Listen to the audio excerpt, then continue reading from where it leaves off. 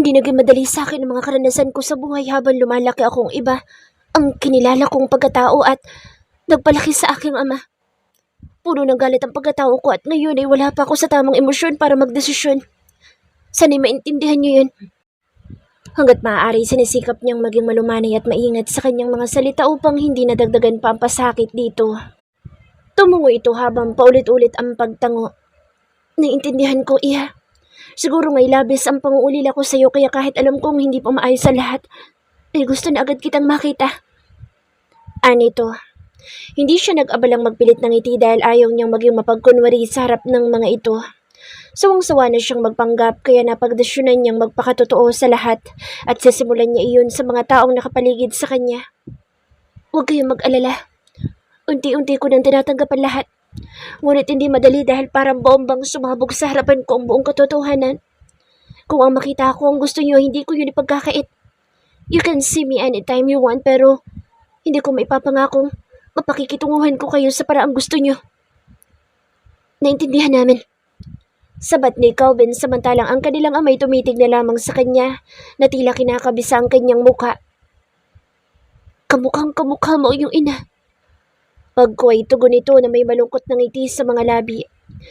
Nakakapangihina na pagmasdan ng emosyong meron ito. Masyado na itong matanda para magpasan pa ng mga problema. Pwede ba kitang mayakap? Natigilan siya na makita ang pagpatak ng mga luha nito nang itanong ang bagay na iyon. Mariin niyang nakagat ang kanyang mga labi upang pigilan ang pangingilid ng kanyang mga luha. Masyadong maraming problema ang dumating sa kanya nitong mga nakaraan na tila napakababaw na ng kanyang mga luha. Dad, pabayaan muna natin siya mag-adjust. No, it's okay. Putol niya sa sasabihin ni Calvin. Yakap lang naman. Anya nang hindi matiis ang ama. Bumakas ang saya sa mukha ng senyor at mabilis itong inalalayan ng anak na lalaki nang tumayo ito para tawirin ang kanilang distansya. Mahigpit siya nitong niyakap na tila ayaw na siyang pakawalan pa. Samantalang siya'y nanatiling nakaupo at hindi alam ang tamang gawin. Ano ko? Bulong nito kasabay ng pagkabasag ng tinig.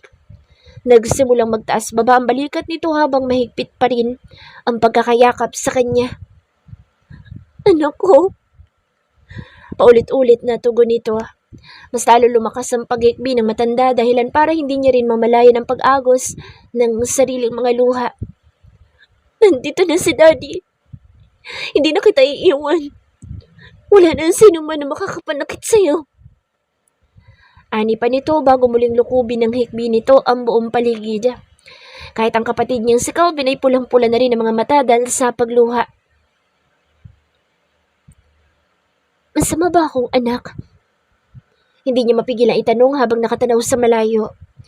Kanina pa nakaalis ang kanyang ama at kapatid matapos ang naganap na pag-uusap at iyakan ngunit hanggang ngayon ay nandoon pa rin ang bigat sa kanyang kalooban. Naramdaman niya ang mas lalong paghigpit ng yakap ng kanyang asawa mula sa kanyang likuran. Hindi ka masamang anak. Normal lang na reaksyon ng tao ang reaksyon mo. Ang mahalaga is nisikap mong tanggapin na lahat kahit na mahirap. Tugon nito sabay halik sa kanyang buhok. Huwag mong madaliin ang mga bagay-bagay lalo kung nasasaktan ka lang. Pero nasasaktan ko rin sila. Humarap siya sa asawa at ipinulupot ang mga braso sa bewang nito. Hindi ko pa kayang tanggapin pero hindi ko rin kayang tagalan na makitang nasasaktan sila. Nang dahil sa akin. Masuyong dumampi ang halik nito sa kanyang noo bago dumapo iyon sa kanyang mga labi. Mas magandang harapin ang mga problemang nagwasak sa'yo kapag buo ka na. Pero wasak pa rin ako hanggang ngayon. Nag-iwas siya ng tingin na magsimula na namang manubig ang kanyang mga mata. Sinapo ni Ford ang kanyang mukha at ngumiti. Sa dami na nangyari, kahit ako masasabi kong nawasak ako pero hanggat kasama kita, kakayanin ko. Pinunasan nito ang luhang muling tumakas sa kanyang mga mata. Sabay nating bubuuhin ang ating mga sarili. Sabay nating haharapin ang lahat ng mga bagay na sumira sa atin mula sa simula. Mahigpit siyang napayakap sa asawa dahil sa mga katagang sinabi nito. Isinubsob niya ang mukha sa dibdib nito kasabay ng mabilis na pagtibok ng kanyang puso ay siya rin pagtibok ng puso nito na dinig niya. I love you. Anya. I love you too. So much. He replied. Sabay natin bubuuin ang mga sarili natin. Mas lalong humigpit ang yakap nito sa kanya. Mahigpit pa kesa sa pagkakayapos niya. Sabay tayong babangon at sabay nating haharapin ang lahat. Anito, kasabay ng pagpatak ng mga luha niya ay ang pagsilay na masayang ngiti sa kanyang mga labi. Dahil meron siyang isang Fort Miller sa buhay niya. Meron siyang asawa na gagawin ang lahat ng makakaya, mapasaya lamang siya. Asawang dadamayan siya at hindi huhusgahan ang nakaraang meron siya. Nagtatagis ang mga bagang ni Cassie, Caitlin, ang kanyang asawa, habang walang humpay ang pagkalabit nito ng gatilyo. Tila ito halimaw sa galing ko umasinta. Niwala sa hinuha niyang makikita niya ang ganitong side ng asawa. Puno ng pawis sa maganda't makinis na mukha habang seryosong-seryoso na hindi inaalis ang paningin sa target. Hindi niya napigilan na mas lalong humanga sa angking kagandahan nito. Sa kabila ng mga nalaman niya sa katauhan nito at dating mga gawi ay hindi iyon nakabawas sa pagmamahal na meron siya para dito. Bagkus ay mas lalong lumalim ang kanyang nararamdaman. Napaka-hot at sexy nito sa kanyang paningin habang mahigpit ang hawak sa baril at niwalang gear na isinuot. Ramdam niya ang galit nito sa mundo. Hindi niya ito masisisi kung bakit ganoon ang nararamdaman nito, kung kaya't hindi niya hinahayaang mag-isa ito. Gusto niya iparamdam ng asawa na lagi siyang nasa tabi nito sa kahit na anong laban nito sa buhay. For better or for worse. And even that will never do us part. Yun ang nasa isipan niya. Nakangiti siyang hinugot ang panyo sa kanyang bulsa nang bumaling sa kanyang asawa matapos nitong ilapag ang hawak na barila. Nakapamulsa siyang lumapit dito at nang akmang kukunin nito ang hawak niyang panyo, ay mabilis niya itong hinalikan at siya na mismo nagpunas ng pawis nito. Are you tired? Labis ang lambing na tanong niya. Napanguso ito at nag-iwas ng tingin bago umiling. Gusto kong makausap si Mr. Goncalves. Bakas ang ilang sa boss nito nang banggitin ang pangalan ng kinilalang ama. Ramdam niyang nahihirapan pa rin itong tanggapin ang lahat kaya hindi niya magawang tutulan ng mga bagay na alam niyang gusto nitong gawin para tulungang mapawi ang galit sa sariling kalooban. Nasa ospital pa rin siya ngayon. Nagpapagaling. Anya. Bumakas ang pag-aalala sa mga mata nito ngunit agad ring napawi iyon at napalitan ng galit. Kahit gaano kasama ang katauhang natuklasan niya dito at sa mga naging kwento nito tungkol sa nakaraan, ay alam niyang may mabuting puso't kalooban ng asawa. Nasa isang shooting range sila ngayon dahil ginusto nitong maglibang upang sandaling mailabas ang nararamdaman. Nang sabihin nitong sa ganitong lugar nito gustong pumunta ay nag-alinlangan siya ngunit sa huli ay wala pa rin siyang nagawa dahil yun ang gusto ng mahal niya. Boss lang ako sa korte pero alipin ako pagdating sa asawa ko. Hindi niya mapigilang mapangiti dahil sa tugon ng isipan. Gusto ko siyang makausap. Anito. Agad niyang tinapos ang pagpupuna sa pawis nito bago hubarin ang coat na suot at ipatong iyon sa balikat ng asawa. Sinuguro niyang balot ang katawan nito. Tanging leggings at sports bra lang ang suot nito. Dahilan para rentahan niya ang buong range na iyon upang wala ibang makakakita sa katawan nito. Makakapatay siya kapag nagkataon. Let's go home first. After lunch, ipapaschedule ko ang pagpunta natin sa ospital. Mas lalong pinahigpit ng senyor ang pagbabantay doon upang hindi makatakas si Goncalves. Anya habang inaalalayan ito sa paglalakad. Magkasaliko pang kanilang mga kamay habang sabay na naglalakad papalabas ng nasabing lugar. Napatigil si Caitlin dahil sa narinig. Seryoso nitong sinalubong ang kanyang tingin. Sabihin mo, kung kinakailangan triplehin ng security na meron ng kapulisan, ay gawin nila dahil mas tuso sa salitang tuso ang matandang iyon. Muling nagtagis ang mga bagang nito. Yung drama niya sa korte, purong kasinungaling ang lahat ng iyon. Kilala ko siya. Hindi siya basta susuko at hindi siya aapak sa bansang ito para lang magpakulong at magpahuli. Pinisil nito ang kanyang kamay bago bumalik sa paglalakad. Mas malaki ang planong meron siya sa pagbabalik niya, kaya hindi dapat tayo magpakakampante. Okay. Padadagdagan ko na rin ang security team na kinuha ko para bantayan ka. Anya. No need. Kaya ko sa sarili ko at kaya kitang protektahan. Mabilis na nagsalubong ang kanyang mga kilay. Ako ang poprotekta sa'yo. Ako ang nagdala sa'yo sa sitwasyong ito kaya kargo ko ang kaligtasan mo. Kung hindi sa akin, wala ka sana dapat na ipag-alala tungkol sa kaligtasan mo. Wala akong pakialam sa kaligtasan ko. Mas mahalaga sa akin ang kaligtasan mo. And if being with you is that, then so be it. I'm willing to die for you. Anya na may pinalidad sa kanyang boses bago igiyang asawang papasok sa sasakyan.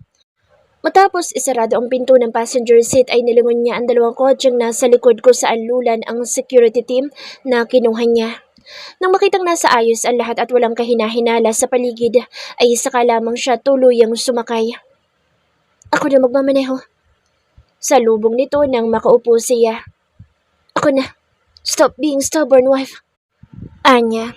Akmang bubuhayin na niya ang makina nang maramdaman niya ang mahigpit na hawak sa kanyang kamay.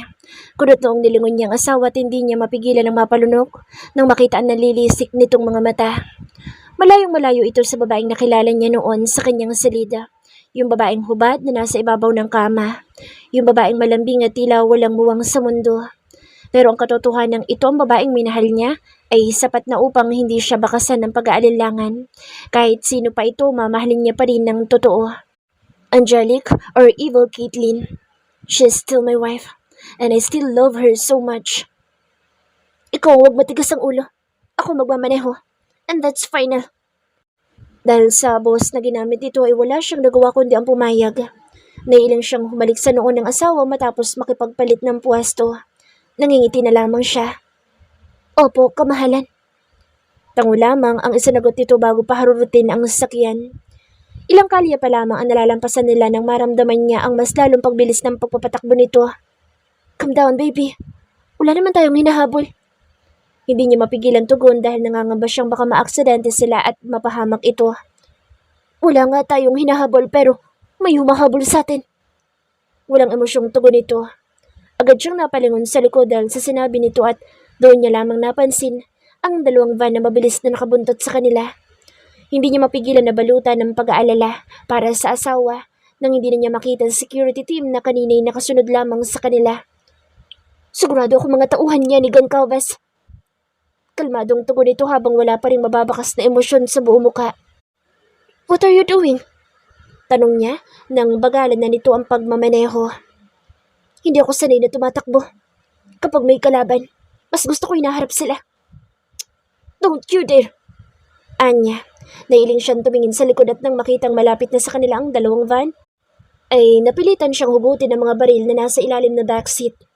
Napairap siya na makita ang kakaibang kislap ng mga mata nito nang makita ang mga baril na ngayon ay hawak na niya.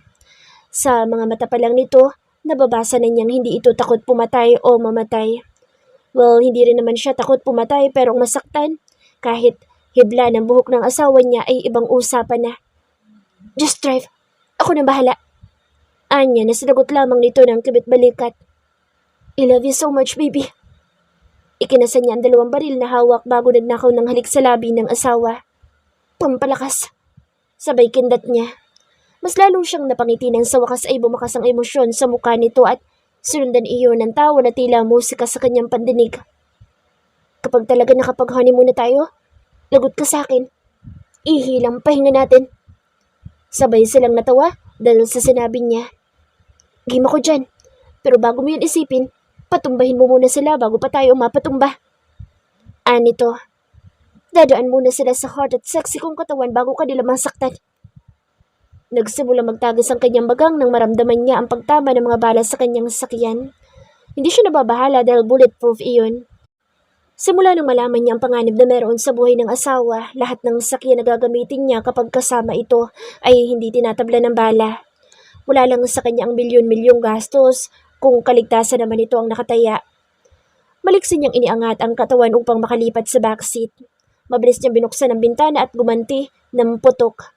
Napapangisi na lamang siya kapag nasasapulos sa noo ang kalaban. Lihim siyang nagpapasalamat sa kanyang ama na pinilit silang magkakapatid na sumailalim sa iba't ibang training para protektahan ng mga sarili.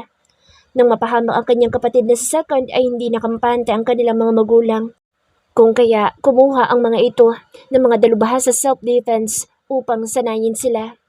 Dahil sa labis-labis na yaman na taglay ng kanilang angkan at kanya-kanyang yaman ng bawat isa sa kanila, ay kailangan nila ng proteksyon. Hindi may iwasan ng mga masasamang tao na nais silang mawala sa mundo. Nasa na ba ang security team natin? Naitanong niya. Dinig niya ang sarkastikong tawa ng asawa. Nagawa mo pa talagang hanapin? Pera lang naman ang habol ng mga iyon. Kaya kahit mga lampa, ibinubuhis sa mga buhay. Anito, kung sa bagay. Mas lalong bumagal ang takbo ng kanilang sakyan at kasabay din noon ang pagdikit sa kanila ng isang van. Agad niyang kinilabit ang gatilyo upang asintahin ang mga kalaban. Una niyang natama ng driver kung kaya't gumewang ang sakyan ng mga ito. Sununod niya ang dalawang gulong. Lumika ng malakas na sagitsit ang tuloy-tuloy na pagyawang ng van. Mabuti na lang at walang masyadong tao dito. Anya, medyo liblib na ang lugar kung nasaan sila kaya't kampante siyang walang mapapahamak ng mga sibilyan. Ihinto mo, baby. Tugon niya ng tuloy ang bumunggo ang unang van sa poste. Mabilis siyang tumalon palabas pagkahinto ng sakyan. Huwag kang lalabas. Patuloy sa pagpapaputok ng baril ang kasunod na van, ngunit hindi siya nagpatinag. Inilabas niya ang 3 granada na nakuha niya sa ilalim ng upuan at walang pag-aalilangan na inihagis sa papalapit na van. Alam niya sa sarili, kaya niyang tapusin ang mga ito gamit ang mga baril ngunit gusto niyang makasiguro na hindi masasaktan ng asawa. Ilang segundo lamang nang makarinig sila ng magkakasunod na pagsabog. Saka lamang siya lumabas mula sa pagkakakubli sa nakabukas na pinto ng sakyan. Boring.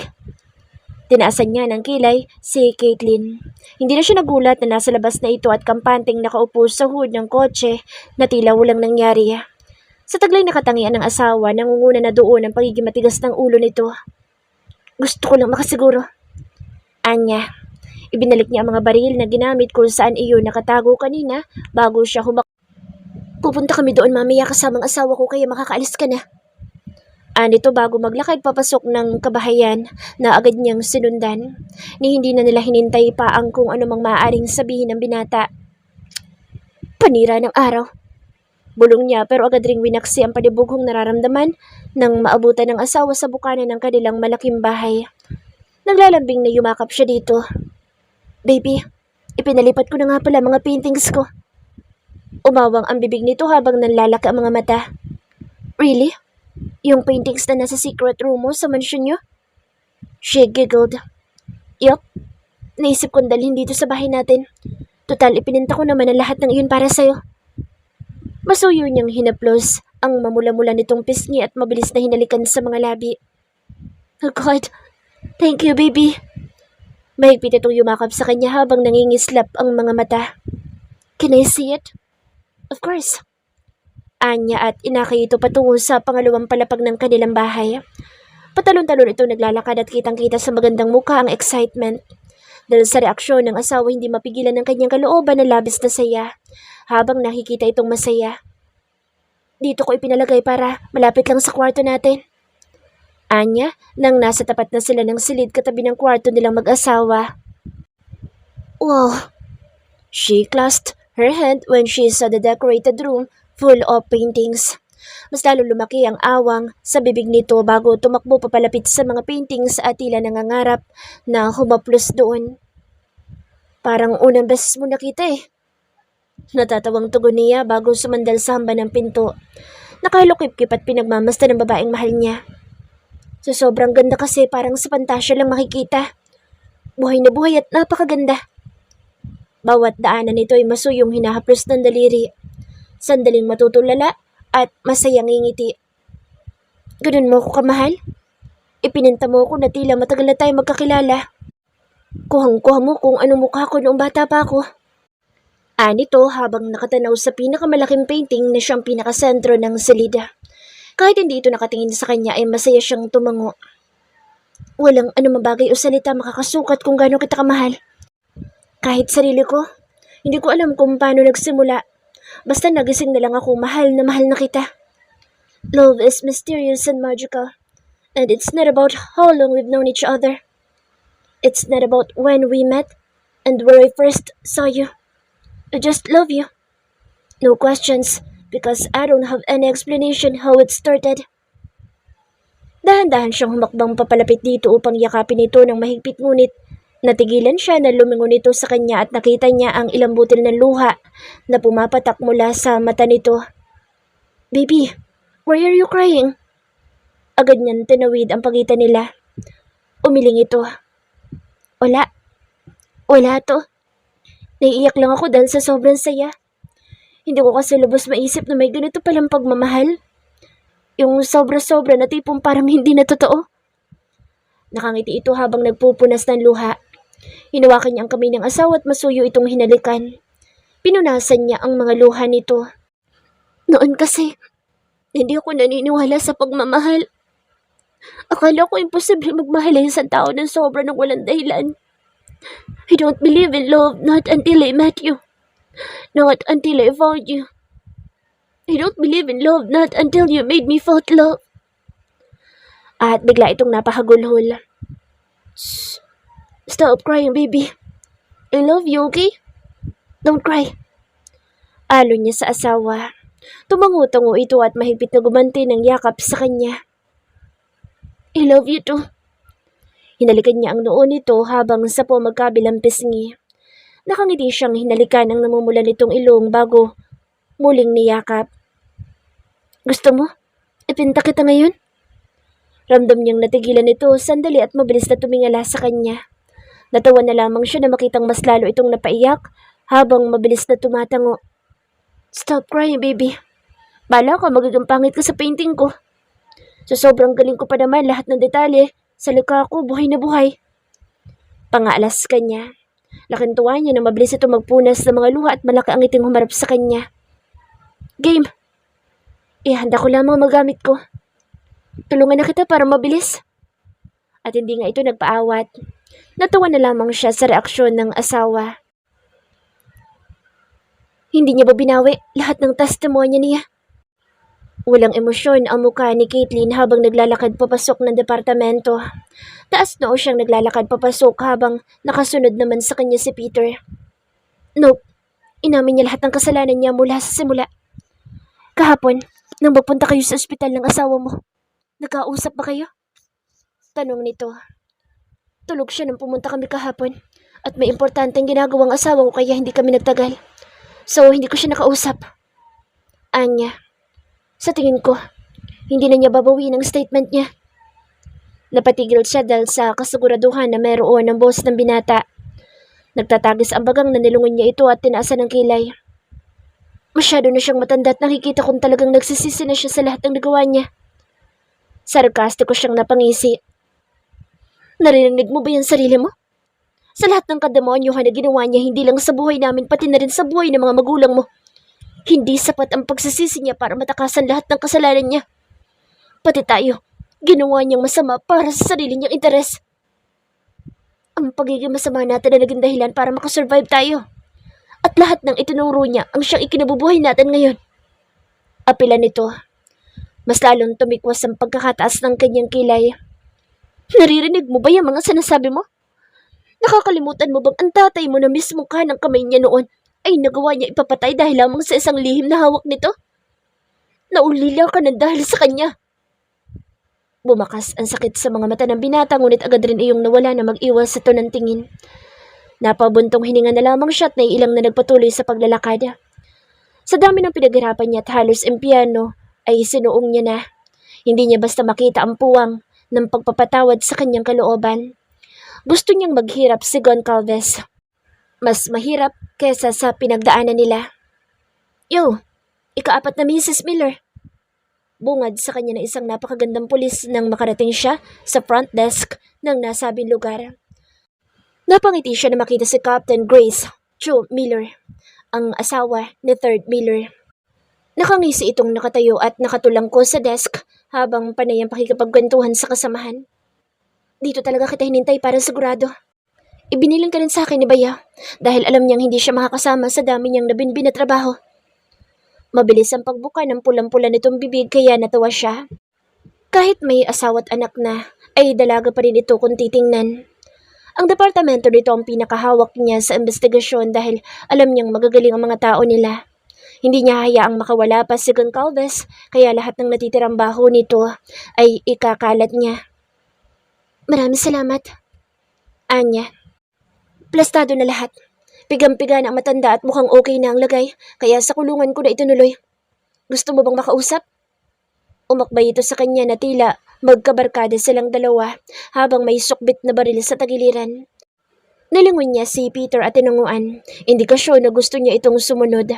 Dinala sila ni Grace sa pinakadulong bahagi ng lugar at pinapasok sa isang interrogation room. Dito na kayo maghintay. Ipapakuha ko lang sa mga tao ko si Tanda. At agad rin itong umalis. Binalot ng katahimikan ng buong silid nang maiwan sila ni Peter. Walang ni isa sa kanila ang nagsasalita. Hindi na siya nag-abalang magsalita pa dahil normal na sa binata ang pananahimik nito. Kapag minsang nagkakasagutan sila o di kaya'y nababanggit ang mga magulang nito. Ilang minuto pa ay bumukas ang pintong nilabasan kanina ng kapitan at pumasok doon ang 2 tauhan nito dala ang matanda. Napangisi siya na makita ang itsura nito. Tila nahihirapan dahil na rin sa tama ng baril na sariwa pa rin. Sa labas lang kami. Huwag kayong mag-alala. Harmless yan. Tugon ni Grace na nakasunod sa 3. Kumindat pa ito sa kanya bago tuluyang lumabas. Pinaupo si Mr. Goncalves sa harapan nila. Nakayuko ito habang nakaposas sa mga braso. Bagay sa iyo yung kalagayan mo. Panimula niya. Nagsisimula na namang umusbong ang galit na meron siya para dito. Pero mas masaya siguro kung sa loob ng kabaong kita makikita. Nagtatagis ang kanyang mga bagang. Nakakuyom ang mga kamao at nalilisik ang mga mata. Nasa likod niya lamang si Peter. Tahimik na nakikinig. Laking pasasalamat na lamang niya na hindi nakasama ang kanyang asawa dahil ayaw niyang makita nito kung gaano siya kasabang magalit. Ayaw niyang makita nito ang demonyong likha ng mismong kaharap. Kahit siguro buhay mo ay hindi sasapat para ipambayad sa mga taong pinahirap at pinaglaruan mo. Hindi na niya napigilan ang pagtaas ng boses. Nagsisimula na rin lumabas ang litid sa kanyang leeg dahil sa sobrang galit. Patawarin mo ako. Nautal nitong tugon. Napahalakhak siya. Walang buhay na halakhak. Wow! Just wow! Mr. Goncalves! Shiklap. Marunong ka palang humingi ng tawad. Walang iya ka. Sana marunong ka rin maawa. Sana naawa ka sa amin.